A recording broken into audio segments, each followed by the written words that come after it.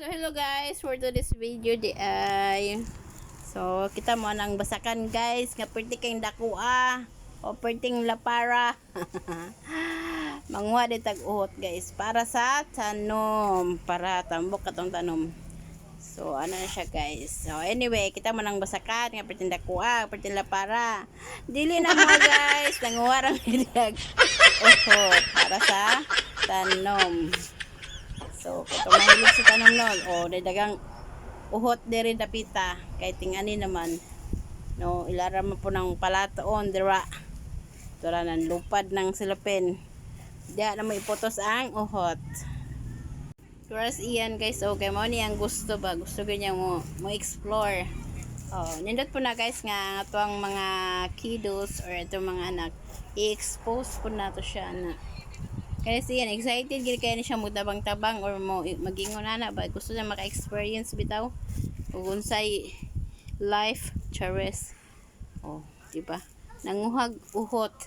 Exciting kayo kuan ko no challenge, mura ganing kuan. Abi guro niya dini katol ba? Di ba? So enjoy sa siyang gibuhat oy. Look pa ni. Tara si Cardo, ala. Few inches later, a few moments later. So anyway guys, di ba bibom enjoy kayang bata Nang bata nindot di pa na i-explore na to guys, i-expose na to pa para dili ma-ignorante, chares. Di ba?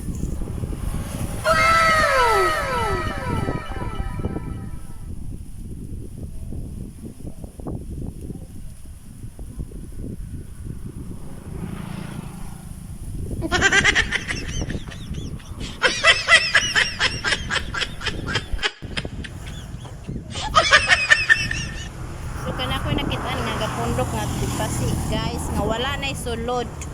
Ay timing sakto kayo ni para sa tanong i-mix sa yang sa yuta ba sa soil para nindot ang pagka-mix sa pating mix. Diba Charles? Okay.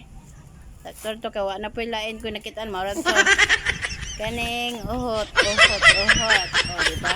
Ganito nang tambak ni sa kanang yun ba ang kuan garden. Dakan kay uhot mabusog gid ang tanom ani. So nakanindot gud pud aning guys ang uhot. Ikuan ni mo sa tambok.